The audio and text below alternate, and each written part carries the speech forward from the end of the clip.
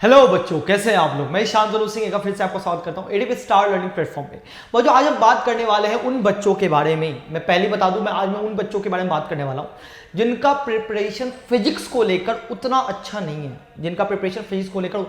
मैं आज उन बच्चों की बात करने वाला हूं क्योंकि अब आखिरी टाइम में, क्योंकि अब डेट आगे जाएगा कि नहीं जाएगा ये कुछ कह नहीं सकते। पहली बात तो ये भी कुछ ऐसा कहा नहीं जा सकता क्योंकि चांसेस कम ही लग रहा है। हो सकता है आगे भी चला जाए, बट अभी चांसेस कम लग रहा है क्योंकि कंट्री लॉकडाउन अब धीरे धीरे मतलब मिनिमाइज ही हो रहा है, बहुत ज्यादा बढ़ नहीं रहा है। यानी कि अब देखा जाए तो अब अपन ये एक्सपेक्ट नहीं कर सकते कि हमारे पास 3 महीने या 4 महीने। अब तुम्हें क्या पढ़ना चाहिए अगर तुम्हारा प्रिपरेशन उस लेवल का नहीं हो पाया फिजिक्स में, ठीक है। जिनका लेवल अच्छा हो चुका है वो कृपया करके एडवांस की तरफ फोकस करें। एडवांस का मटेरियल बनाएं, रिडोव बनाएं, सेलेक्टेड प्रॉब्लम एससीवी का लगाएं, सब्जेक्टिव प्रॉब्लम लगाएं जिनका लेवल उस तरह का प्रिपरेशन हो चुका है। बट जिनका उस लेवल का प्रिपरेशन नहीं हुआ है, जो जेईई मेंस के लिए ही प्रिपरेशन कर रहे हैं और फिजिक्स उनका सबसे वीक पॉइंट है, बट उनको ऐसा है कि भाई मेरे को 10 से 12 क्वेश्चन बन जाए, कुछ ऐसा पता चल जाए कि अभी 10 से 12 क्वेश्चन मेरे को बन जाने चाहिए, बाकी मैं मैथ और केमिस्ट्री मिला जुला के अच्छा खासा स्कोर कर लूंगा। कई सारे बच्चे ऐसे हैं, मेरे पास रोज मैसेज आते हैं, तो मैंने कहा कि चलो उन बच्चों का थोड़ा काउंसलिंग कर लेते। तो ये वीडियो उन्हीं के लिए है जिनका फिजिक्स बहुत वीक है, ठीक है ना। तो उनके लिए क्या स्ट्रैटेजी होनी चाहिए अभी के आखिरी के दिनों में, कौन से टॉपिक को ज्यादा वेटेज देना है, किस टॉपिक पे टाइम वेस्ट करने से फायदा नहीं है, मैं उनकी बात करने वाला हूं। उससे पहले मैं बता दूं कि तुम्हारा ऑनलाइन बैचेस, पता है तुम्हें कि ऑनलाइन बैचेस स्टार्ट हो चुका है। ग्लेडिएटर, वॉरियर और चैंपियन ज्वाइन कर सकते हो, मतलब करवा सकते हो। तुम्हारे कोई दोस्त हैं, भाई बंधु हैं या फिर जो भी है, उनको तुम एटीपी का कोर्सेस रिकमेंड कर सकते हो। कोर्सेस ऑलरेडी स्टार्ट हो चुके हैं, नए बैचेस लॉन्च भी हो चुके हैं, तुम उनको ज्वाइन करवा सकते हो, ठीक है ना। तो चलो ये कर लेना। अब दूसरी बात, अपन स्टार्ट करने से पहले मैं तुम्हें बता दूं कि जेईई मेंस का जो पैटर्न चलता आ रहा है, 2019 की बात करें, 2020 की बात करें, अभी 2 साल जो एनटीए ने क्वेश्चन पूछा है, मेरा जो एनालिसिस है उन 2 साल के ऊपर ही बेस्ड है क्योंकि एनटीए ही पेपर सेट कर रहा है। तो किस ट्रेंड में पेपर वो सेट करता है, पेपर बिल्कुल यूनिफॉर्मली सेट करता है। मैं तुम्हें क्लियरली बताऊं तो कोई तुम्हें ये नहीं बताएगा कि यार ये चैप्टर नहीं आएगा। अगर वो बोल रहा है ऐसा कि ये चैप्टर नहीं आएगा, मतलब वो झूठ बोल रहा है, क्योंकि किसी ना किसी पेपर में उस चैप्टर का क्वेश्चन घुसा हुआ होगा।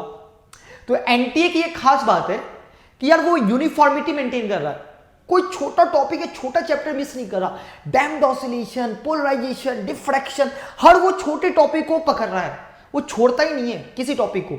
इसलिए यूनिफॉर्मिटी बहुत जरूरी है। अब तुम बोलोगे सर अगर यूनिफॉर्मिटी है तो पूरे फिजिक्स में अगर आप छोटे छोटे टॉपिक्स को जोड़ दो तो करीबन 30 से 35 से ज्यादा ही चैप्टर होंगे। अगर मैं छोटे छोटे चैप्टर्स को जोड़ दूं तो 35 चैप्टर है। अब 35 चैप्टर अगर मैं पढ़ने बैठूं अभी से तो कहां से हो पाएगा, पॉसिबल नहीं है। तो मेरा स्ट्रेटजी ऐसा नहीं है।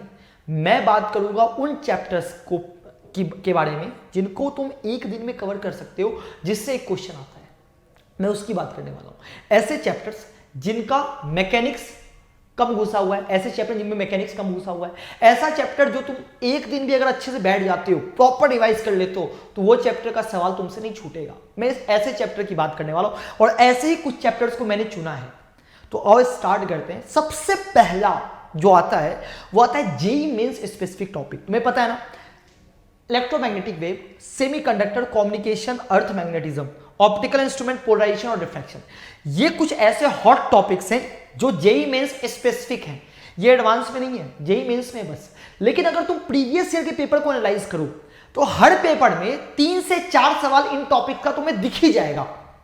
कहीं ना कहीं सेमीकंडक्टर का गेट घुसा होगा, कहीं डायोड घुसा होगा, या कम्युनिकेशन में कहीं ना कहीं उसने रेंज या कुछ ऐसा करके पूछा होगा, या इलेक्ट्रोमैग्नेटिक वेव में उसने कुछ वेव के इक्वेशन के बारे में कुछ ना कुछ कहीं घुसाया होगा। तो ये ऐसे टॉपिक्स हैं जिनसे जेईई मेंस पिछले 2 साल में हर पेपर में 3 से 4 सवाल दे रहा है। ये गारंटी है, इस बात की गारंटी है।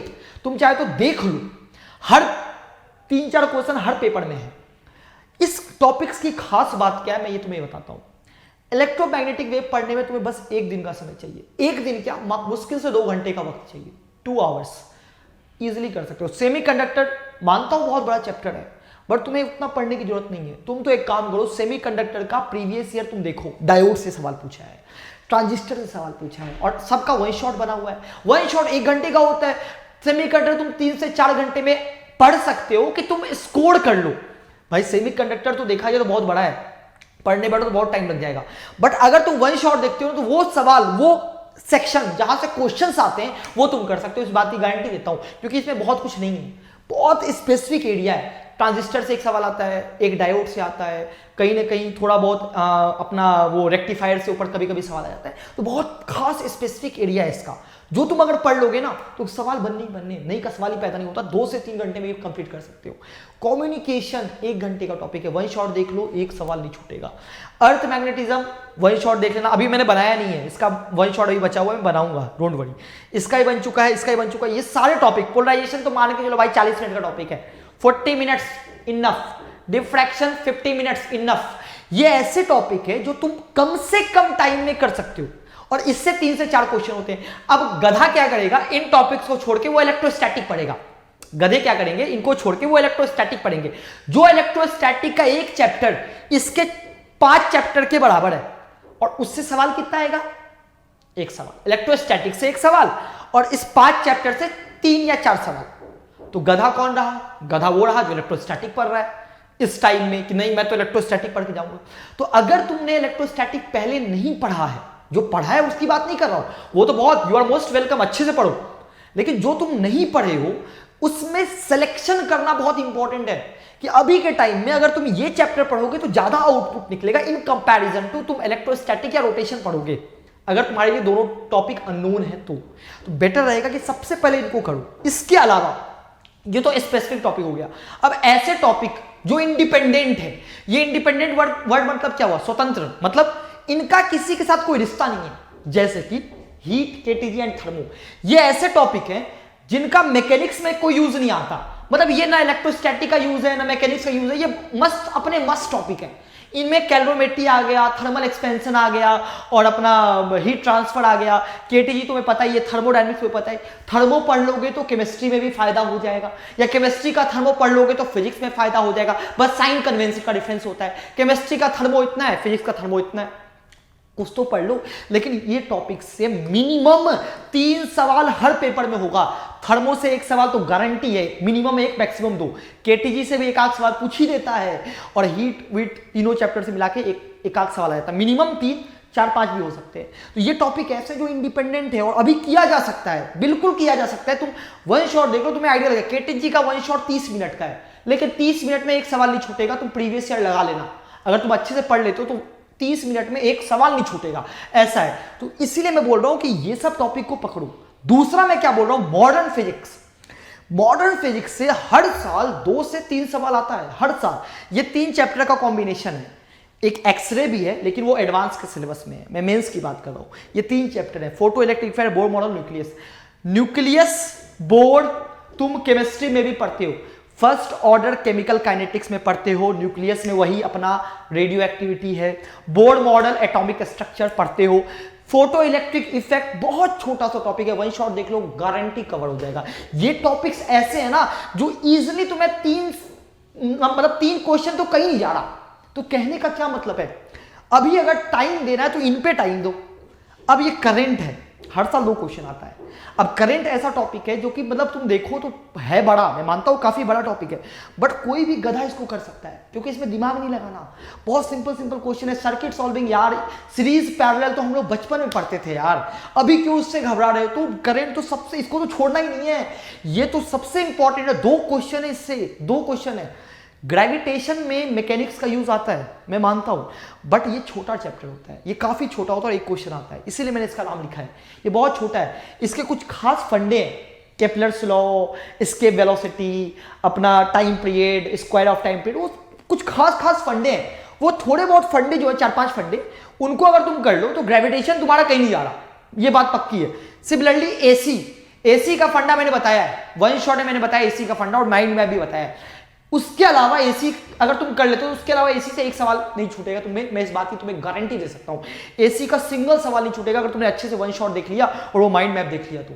1 घंटा मैक्सिमम, 1 घंटे का टॉपिक है और 1 सवाल आता है। कभी कभी आता है, कभी कभी नहीं भी आता है, बट क्या अगर आ गया तो छोड़ने से क्या फायदा।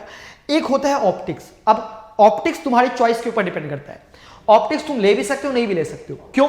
क्योंकि ऑप्टिक्स बहुत बड़ा है। रिफ्रैक्शन, रिफ्लेक्शन, उसमें फिर कई सारे प्लेन, कर्व, और बहुत बड़ा है। लेकिन ऑप्टिक्स से हर साल 1 से 2 सवाल आता है, एक सवाल ऑप्टिक्स से और एक वेव ऑप्टिक्स से, ऐसा ही रहता है कॉम्बिनेशन, कभी कभी दो भी आ जाता है।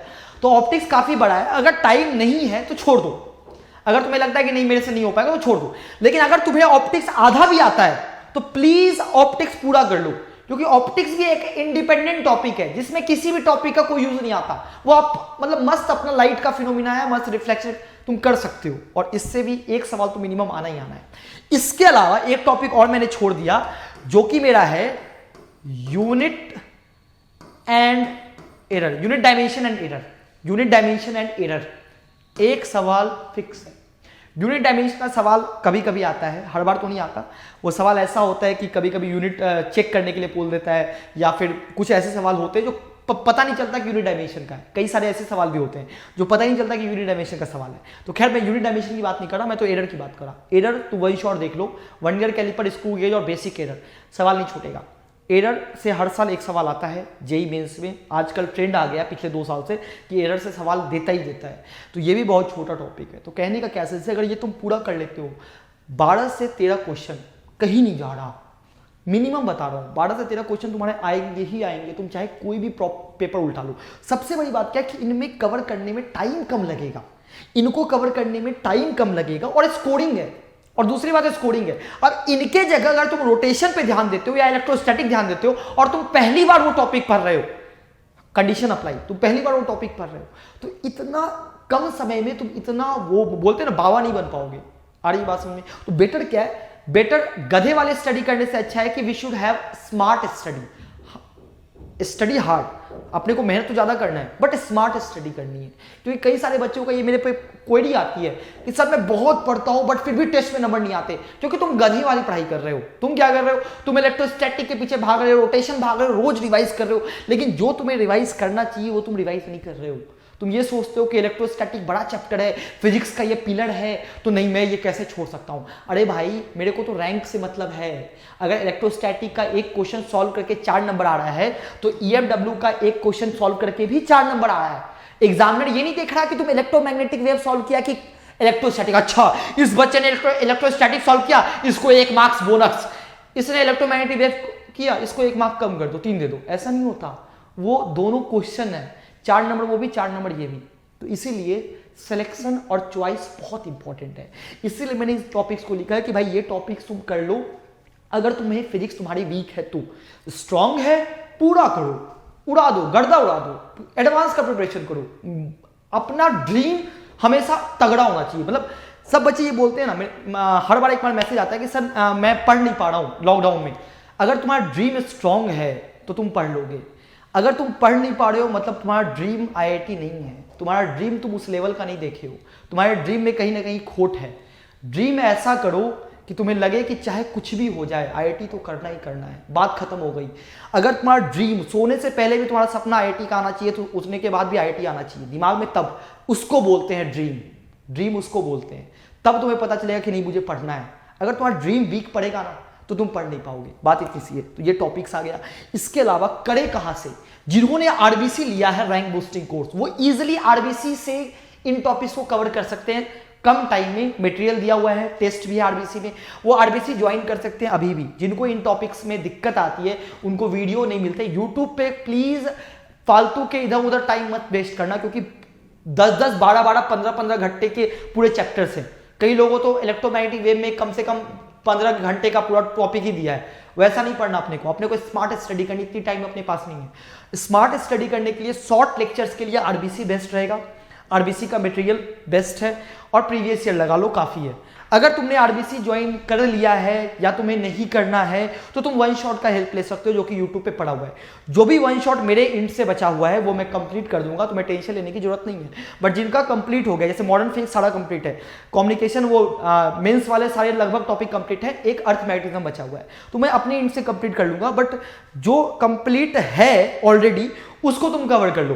प्रैक्टिस के लिए एटीपी का एक्सक्लूसिव मटेरियल जो ऐप में है, वो फ्री में है, वो तुम यूज कर सकते हो। आरबीसी यूज करो या ये यूज करो, दोनों बात एक ही है, ऐसा नहीं कि दोनों डिफरेंट है। ये भी यूज कर सकते हो, ये फ्री में है ऐप के ऊपर। ऐप डाउनलोड करना, वहां पे तुम्हें ये सेक्शन दिख जाएगा मटेरियल में। प्रीवियस ईयर तो करना ही करना है, ये कर लो। मैं तुम्हें बता रहा हूं कि अगर तुमने इतना कर लिया ना, 10 से 12 क्वेश्चन तुम्हारा कहीं नहीं जा रहा, इस बात की मैं गारंटी तुम्हें दे सकता हूं। बस ड्रीम तुम्हारा स्ट्रांग होना चाहिए। क्या तुम्हें सच में आईआईटी जाना है कि नहीं जाना है? जो कि अगर तुम्हारा ड्रीम स्ट्रांग होगा तो तुम्हें कोई नहीं रोक सकता वहाँ जाने से। और अगर तुम्हारा ड्रीम थोड़ा सा भी वीक पड़ गया तो फिर पढ़ने में मन नहीं लगेगा, फिर तो बात ही खत्म है। आई बात समझ में? तो ड्रीम स्ट्रांग, जाना है तो जाना है, चाहे कोरोना हो या लॉकडाउन हो, आईआईटी में ही जाना है। आई बात समझ में? मिलते हैं अगले वीडियो में। आरबीसी ज्वाइन कर लेना, जिनको भी ज्वाइन करना अभी भी ज्वाइन कर सकते हो। और अगर तुम्हें कोई भी दिक्कत है आरबीसी से रिलेटेड तो तुम मुझे मैसेज कर देना, प्लीज कॉल मत करना, क्योंकि मैं कॉल नहीं रिसीव करूंगा विदाउट मैसेज। तुम मुझे मैसेज कर देना अगर आरबीसी से रिलेटेड कोई भी डाउट हो तो, ठीक है ना। मिलते हैं अगले वीडियो में। होप करता हूं तुम ये पूरा वीडियो देखोगे और फॉलो करोगे। लाइक कर देना, शेयर कर देना। Bye, take care, all the best.